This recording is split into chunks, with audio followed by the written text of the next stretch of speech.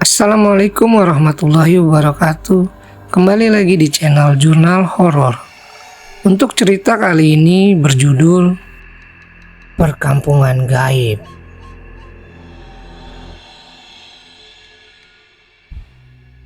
Jarum jam di dashboard truk tua milikku menunjukkan pukul 1 dini hari. Matahari sudah lama tenggelam, meninggalkan kegelapan yang menyelimuti jalanan. Hutan jati yang terkenal angker membentang di kedua sisi jalan. Biasanya aku selalu menghindari rute ini setelah senja. Namun malam ini aku terdesak waktu. Bos memintaku mengirimkan barang ke kota sebelah sebelum subuh. Dan jalan pintas ini bisa menghemat waktu tempuh hingga 2 jam.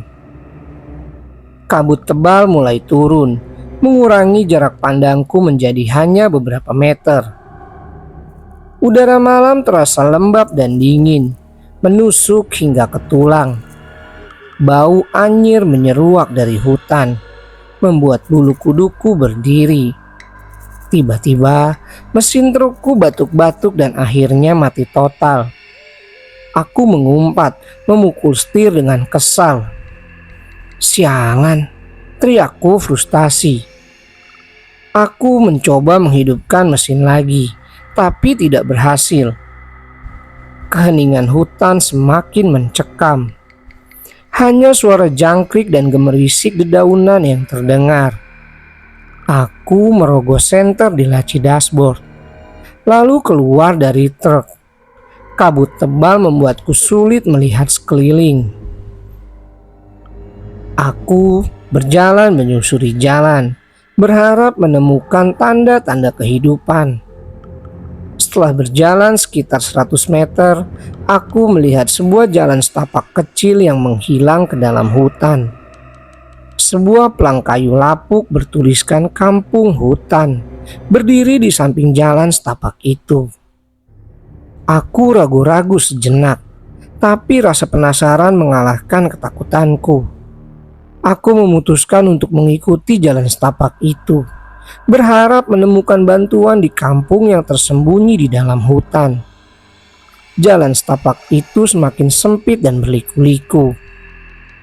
Pepohonan besar menjulang tinggi menutupi langit malam. Cahaya senterku hanya mampu menembus beberapa meter ke depan. Suara-suara aneh mulai terdengar dari dalam hutan.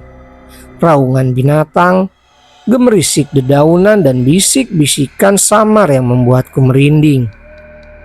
Setelah berjalan sekitar setengah jam, aku melihat cahaya lampu minyak yang berkedip-kedip di kejauhan. Aku mempercepat langkahku, berharap menemukan rumah penduduk. Semakin dekat, aku melihat sebuah kampung kecil yang terdiri dari beberapa rumah panggung kayu. Suasana kampung itu sangat sunyi, tidak ada tanda-tanda kehidupan sama sekali. Aku memberanikan diri mendekati salah satu rumah. Pintu rumah itu terbuka sedikit. Aku mengintip ke dalam, tapi tidak melihat siapapun. Aku memanggil-manggil, tapi tidak ada jawaban. Aku mendorong pintu rumah itu lebih lebar, lalu masuk ke dalam. Rumah itu sangat sederhana. Hanya ada sebuah dipan kayu, meja kecil dan beberapa peralatan dapur. Bau kemenyan yang menyengat menusuk hidungku. Di sudut ruangan, aku melihat sesosok nenek tua duduk di kursi goyang. Nenek itu mengenakan kebaya hitam dan kain batik lusuh. Rambutnya panjang dan putih, menutupi sebagian wajahnya.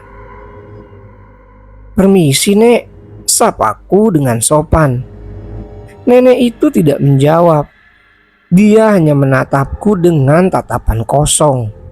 Aku mengulangi sapaanku, tapi nenek itu tetap diam. Aku mulai merasa tidak nyaman.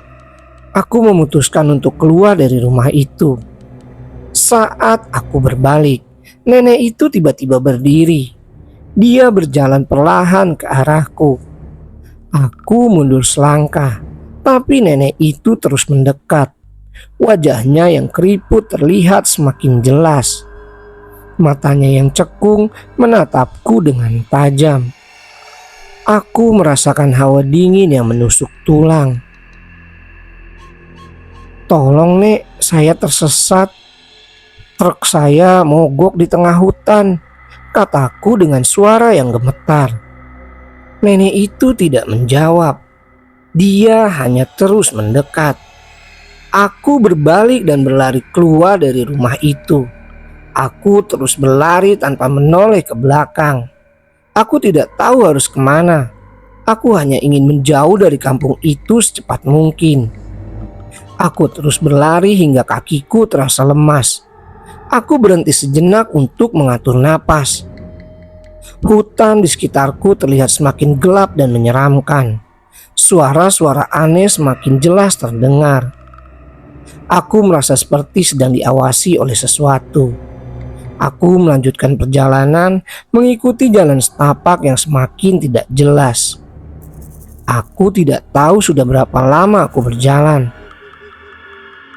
Aku merasa seperti sedang berputar-putar di tempat yang sama. Kabut tebal semakin pekat, seolah-olah hendak menelanku hidup-hidup. Aku mendengar suara langkah kaki di belakangku.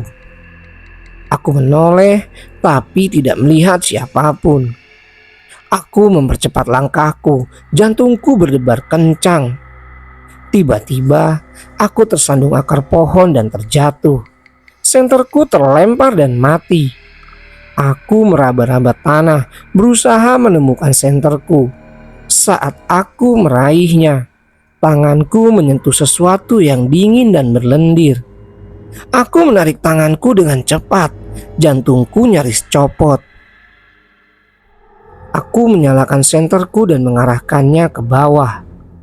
Aku melihat seekor ular besar berwarna hitam melingkar di sampingku.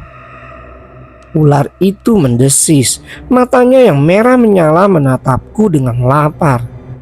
Aku bangkit dan mundur perlahan, berusaha tidak membuat suara. Ular itu mengikutiku. Aku berlari sekuat tenaga, tapi ular itu semakin mendekat. Aku berteriak minta tolong, tapi suaraku hilang ditelan kabut. Aku merasa putus asa. Aku tidak tahu harus berbuat apa lagi. Tiba-tiba aku melihat sebuah rumah panggung kayu di depanku.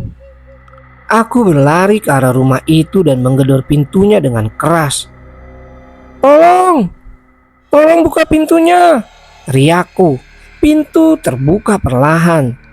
Seorang wanita muda berdiri di ambang pintu. Wajahnya pucat pasi, matanya merah darah.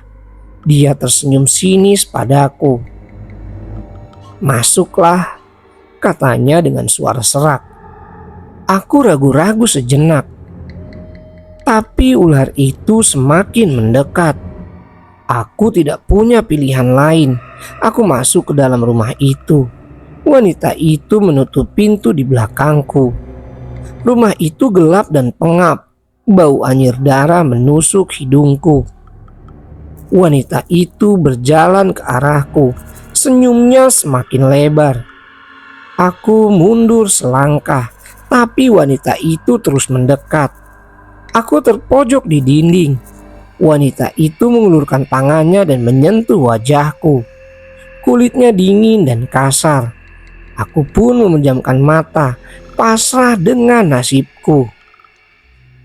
Saat aku membuka mata, aku masih berada di dalam rumah itu. Wanita itu tidak ada di sana. Aku menghela napas lega. Aku bangkit dan berjalan ke pintu. Aku mencoba membuka pintu, tapi pintu itu terkunci. Aku menggedor pintu dengan keras, tapi tidak ada jawaban. Aku pun mulai panik, berlari ke jendela dan mencoba membukanya. Jendela itu juga terkunci. Aku menggedor-gedor jendela, tapi tidak ada gunanya. Aku merasa seperti sedang terjebak dalam mimpi buruk. Aku pun duduk di lantai, kepalaku terasa berat. Aku merasa sangat lelah. Aku memejamkan mata, berharap bisa terbangun dari mimpi buruk ini. Saat aku membuka mata, aku melihat wanita itu berdiri tepat di depanku. Dia tersenyum sinis kepadaku. "Selamat datang di rumahku," katanya. Aku bangkit dan mundur selangkah. Wanita itu terus mendekat. Aku terpojok di dinding lagi. "Jangan takut," kata wanita itu. "Aku tidak akan menyakitimu." Siapa kamu?" tanyaku. "Aku adalah penunggu kampung ini," jawab wanita itu. "Aku sudah lama menunggumu." Kenapa kamu menungguku?" tanyaku. "Karena kamu adalah tumbal yang sempurna," jawab wanita itu. Wanita itu mengulurkan tangannya dan menyentuh wajahku lagi. Aku memejamkan mata, pasrah dengan nasibku. Saat aku membuka mata, aku berada di tengah hutan. Aku melihat trukku terparkir di pinggir jalan. Aku berlari ke arah trukku dan masuk ke dalam. Aku menghidupkan mesin, lalu melaju secepat mungkin, tidak menoleh ke belakang.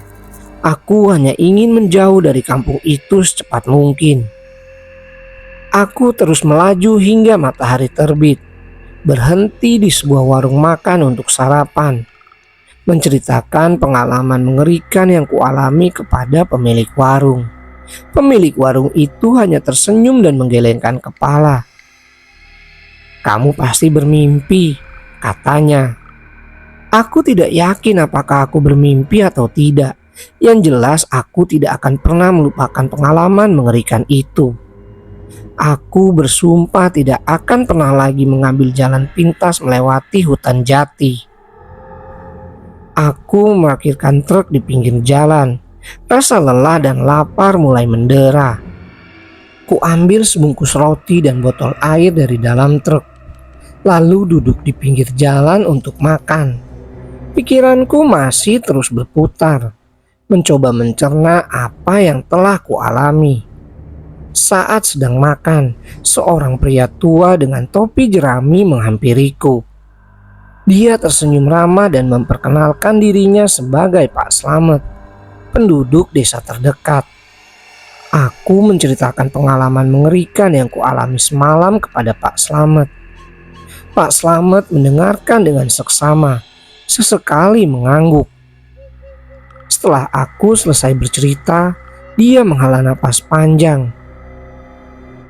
"Kampung hutan memang dikenal angker, Nak," kata Pak Slamet. "Banyak orang yang tersesat dan tidak pernah kembali." "Apa yang sebenarnya terjadi di kampung itu, Pak?" tanyaku penasaran. "Konon, kampung itu dihuni oleh arwah-arwah penasaran yang tidak bisa tenang. Mereka mencari tumbal untuk menggantikan mereka di dunia ini." Aku merinding mendengar penjelasan Pak Slamet. Tiba-tiba aku merasa sangat bersyukur masih hidup. "Terima kasih Pak atas penjelasannya," kataku. "Jaga dirimu baik-baik, Nak," kata Pak Slamet. "Jangan pernah kembali ke hutan itu." Aku mengangguk dan mengucapkan terima kasih sekali lagi kepada Pak Slamet. Aku melanjutkan perjalanan dengan hati-hati, berjanji pada diriku sendiri untuk selalu mendengarkan nasihat orang tua dan tidak pernah lagi mengambil jalan pintas yang berbahaya. Pengalaman mengerikan itu menjadi pelajaran berharga bagiku. Aku belajar untuk lebih menghargai hidup dan selalu waspada terhadap hal-hal yang tidak terlihat. Hingga saat ini, setiap kali aku melewati jalan yang sepi atau gelap, aku selalu teringat akan malam itu di kampung hutan. Dan aku berdoa, semoga arwah-arwah penasaran di kampung hutan bisa menemukan kedamaian yang mereka cari tanpa harus mencari tumbal lagi. Aku memarkir truk di pinggir jalan. Rasa lelah dan lapar mulai mendera. Ku ambil sebungkus rokok dari dashboard dan menyalakan satu batang. Asap mengepul, berbaur dengan kabut pagi yang mulai menipis. Aku memijat pelipisku, berusaha menenangkan diri. Namun, bayangan nenek tua dan wanita bermata merah itu terus menghantuiku.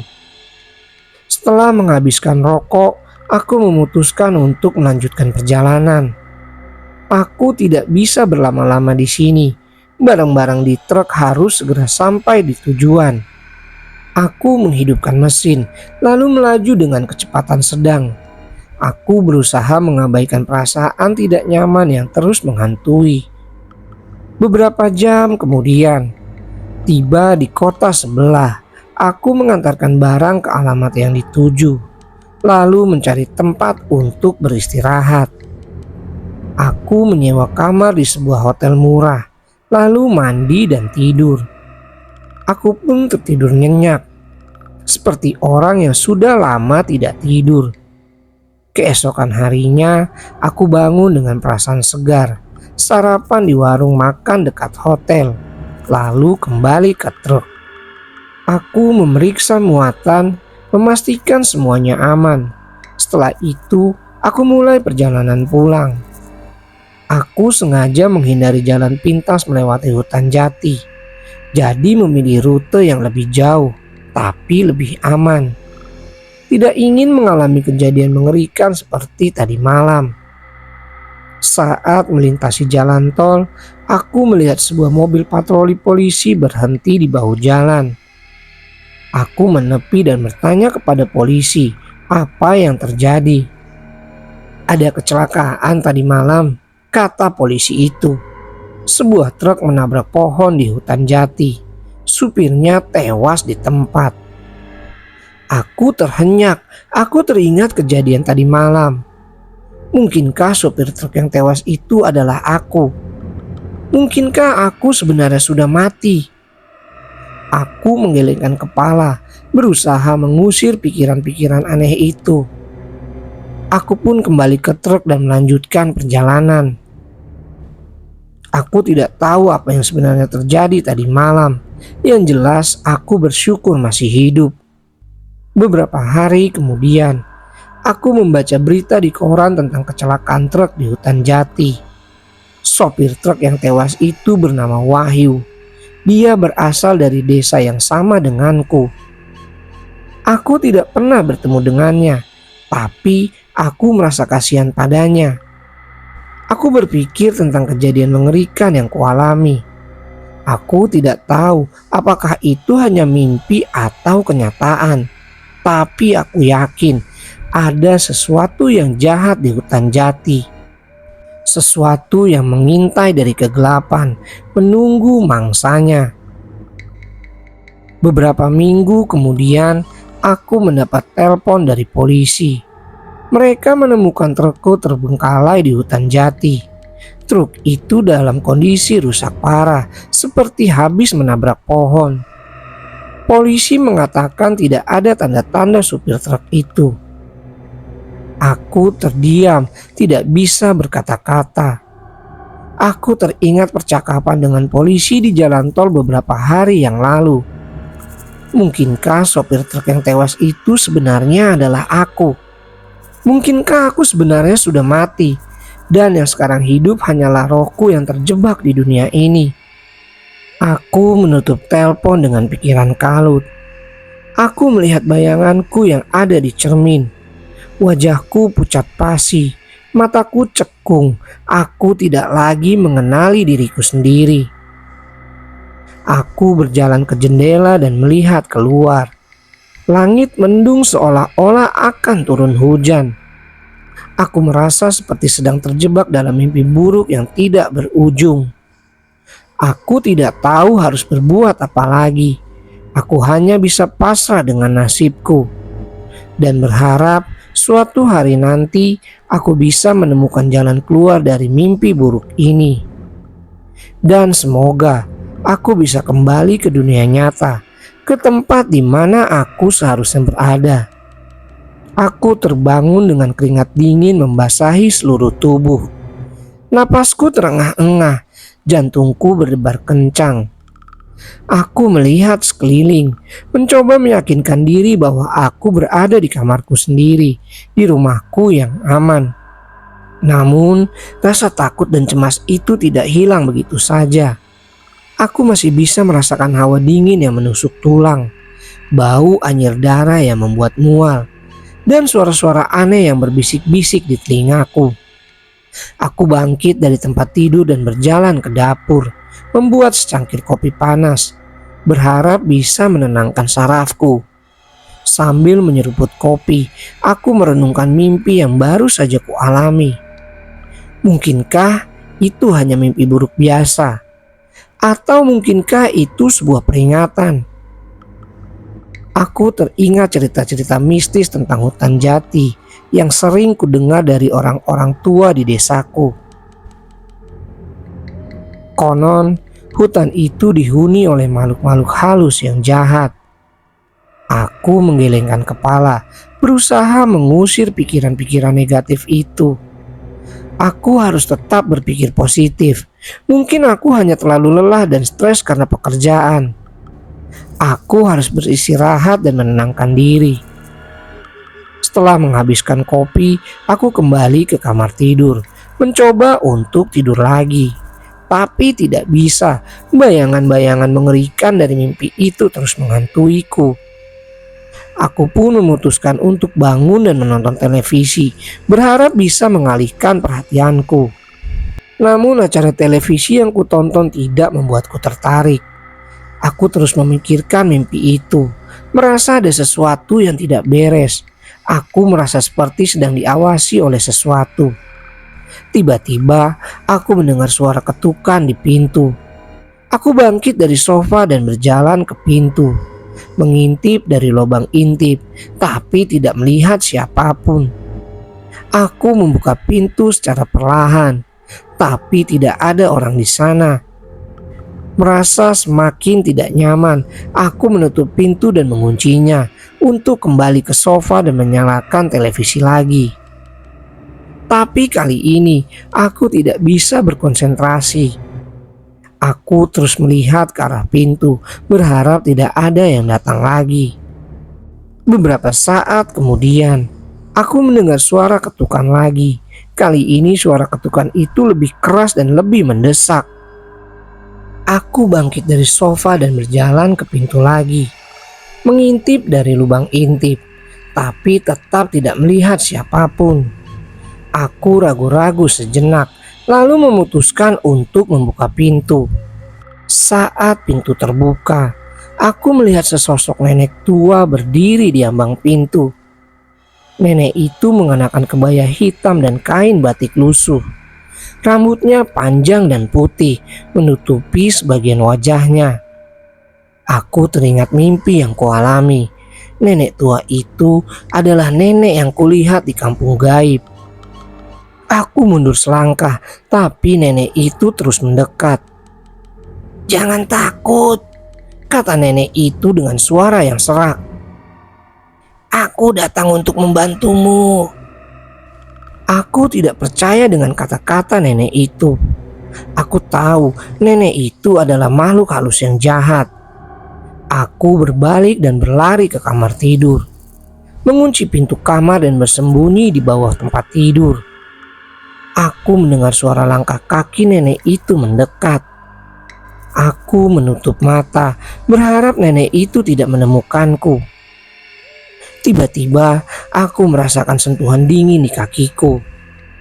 Aku membuka mata dan melihat nenek itu berdiri di samping tempat tidur.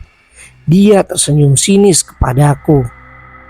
"Kamu tidak bisa lari dariku," kata nenek itu. "Kamu adalah milikku sekarang." Nenek itu mengulurkan tangannya dan menyentuh wajahku. Aku memejamkan mata, pasrah dengan nasibku. Aku tersentak bangun, lagi-lagi hanya mimpi. Tapi kali ini terasa begitu nyata, begitu mencekam. Napasku memburu, keringat dingin membasahi kening. Aku meraba-raba saklar lampu dan menyalakannya. Cahaya temaram memenuhi kamar, sedikit mengurangi kegelapan yang menyesakkan. Aku duduk di tepi tempat tidur, berusaha menenangkan diri. Jantungku masih berdebar tak karuan.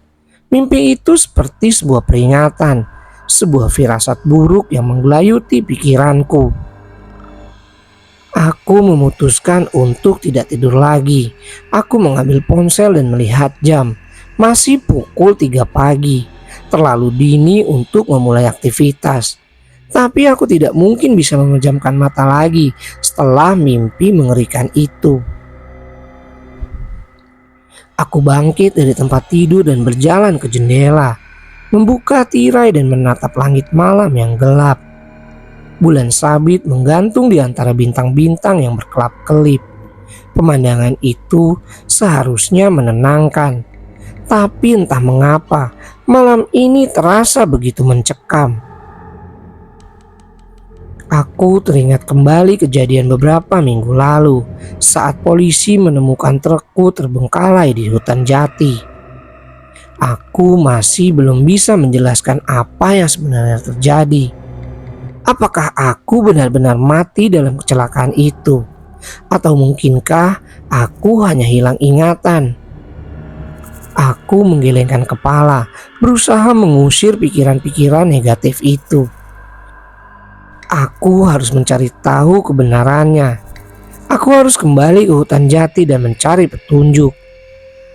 Keesokan harinya, aku memutuskan untuk kembali ke hutan jati. Aku membawa beberapa perlengkapan penting seperti senter, pisau lipat, dan sebotol air minum. Aku juga membawa jimat yang diberikan oleh kakekku sebelum beliau meninggal. Jimat itu konon bisa melindungi diri dari gangguan makhluk halus. Aku memarkirkan mobilku di pinggir jalan, beberapa kilometer dari tempat trukku ditemukan. Aku tidak ingin menarik perhatian siapapun.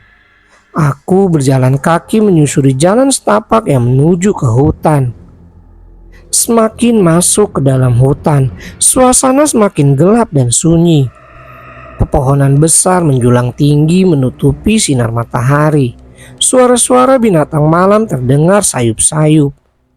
Aku merasa seperti sedang memasuki dunia lain. Setelah berjalan sekitar 1 jam, aku tiba di tempat trukku ditemukan. Truk itu masih ada di sana dan dalam kondisi rusak parah. Aku mendekati truk dan memeriksanya. Tidak ada tanda-tanda kehidupan di dalamnya. Aku melihat sekeliling mencari petunjuk. Mataku tertuju pada sebuah kain putih yang tersangkut di dahan pohon. Aku mengambil kain itu dan membukanya. Di dalamnya, aku menemukan sebuah foto. Foto itu adalah fotoku. Tapi bukan fotoku yang sekarang. Foto itu adalah fotoku saat masih kecil bersama orang tuaku. Aku tidak ingat pernah memiliki foto itu. Aku tertegun tidak tahu harus berbuat apa. Aku merasa seperti sedang berada di tengah-tengah teka-teki yang rumit. Aku harus mencari tahu kebenarannya. Aku harus mencari tahu siapa aku sebenarnya. Aku memasukkan foto itu ke dalam saku jaketku, lalu melanjutkan perjalanan. Tidak tahu harus kemana, tapi aku yakin aku akan menemukan jawabannya. Aku akan menemukan jati diriku yang sebenarnya. Hutan jati semakin gelap seiring matahari yang mulai terbenam. Suara serangga malam bersahutan, menciptakan melodi yang menyeramkan. Aku terus berjalan, mengikuti instingku yang menuntunku semakin dalam ke jantung hutan. Tiba-tiba aku merasakan sesuatu yang aneh. Udara di sekitarku terasa lebih dingin, dan bau anyir yang familiar kembali menusuk hidungku. Jantungku berdebar kencang, firasat buruk kembali muncul. Aku mempercepat langkahku, berusaha mengabaikan perasaan takut yang semakin menguat. Namun langkahku terhenti saat melihat sebuah cahaya redup di kejauhan. Cahaya itu berasal dari sebuah gubuk kecil yang berdiri di tengah hutan. Aku mendekati gubuk itu dengan hati-hati.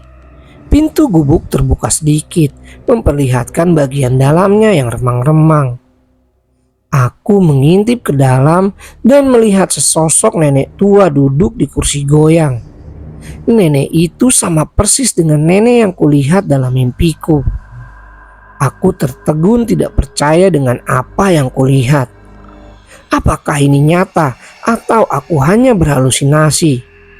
Nenek itu menoleh ke arahku. Wajahnya yang keriput terlihat menyeramkan di bawah cahaya lampu minyak yang redup. Dia tersenyum sinis memperlihatkan gigi-giginya yang menghitam. "Akhirnya kau datang juga," katanya dengan suara serak. Aku mundur selangkah, tapi nenek itu sudah berdiri dan berjalan ke arahku. Aku berbalik dan berlari sekuat tenaga, tapi nenek itu mengejarku dengan kecepatan yang luar biasa. Aku terus berlari, tidak tahu harus kemana. Aku hanya ingin menjauh dari nenek itu. Aku terjatuh beberapa kali, tapi aku segera bangkit dan terus berlari. Tiba-tiba aku melihat sebuah jurang di depanku. Aku tidak punya waktu untuk berhenti. Aku melompat ke dalam jurang, berharap bisa selamat. Aku jatuh ke dalam kegelapan. Merasakan tubuhku terbanting di tanah. Aku kesakitan tapi tidak bisa bergerak. Aku merasa seperti sedang sekarat. Saat aku membuka mata, aku melihat nenek itu berdiri di depanku. Dia tersenyum sinis lalu menghilang. Aku menutup mata, pasrah dengan nasibku. Aku terbangun di rumah sakit, melihat istriku duduk di samping tempat tidurku. Dia menangis terseduh-seduh. "Sayang, kamu sudah sadar," katanya sambil memelukku. Aku bertanya apa yang terjadi. Istriku menceritakan bahwa aku ditemukan pingsan di hutan jati oleh seorang warga. Aku dibawa ke rumah sakit dan dirawat selama beberapa hari. Aku terdiam, tidak bisa berkata-kata. Aku tidak ingat apa yang terjadi setelah aku melompat ke dalam jurang. Aku hanya ingat mimpi buruk yang kualami. Apakah aku benar-benar mati dan hidup kembali? Atau mungkinkah aku hanya bermimpi? Aku tidak tahu jawabannya. Yang jelas, aku bersyukur masih hidup. Aku memeluk istriku erat-erat. Aku berjanji tidak akan pernah lagi pergi ke hutan jati. Aku tidak ingin mengalami kejadian mengerikan seperti itu lagi. Beberapa tahun kemudian, aku dan istriku pindah ke kota lain. Kami memulai hidup baru, jauh dari bayang-bayang masa lalu. Aku tidak pernah lagi mendengar kabar tentang hutan jati. Namun, mimpi buruk itu masih sering menghantuiku. Aku tidak tahu apakah itu hanya mimpi atau kenyataan. Tapi yang jelas, aku tidak akan pernah melupakan pengalaman mengerikan itu. Aku akan selalu ingat bahwa ada sesuatu yang jahat di hutan jati. Sesuatu yang mengintai dari kegelapan menunggu mangsanya. Oke teman-teman, sekian untuk cerita horor kali ini. Untuk teman-teman yang baru bergabung, jangan lupa untuk subscribe dan like channel ini. Serta nantikan cerita-cerita horor menarik selanjutnya di channel Jurnal Horor. Assalamualaikum warahmatullahi wabarakatuh.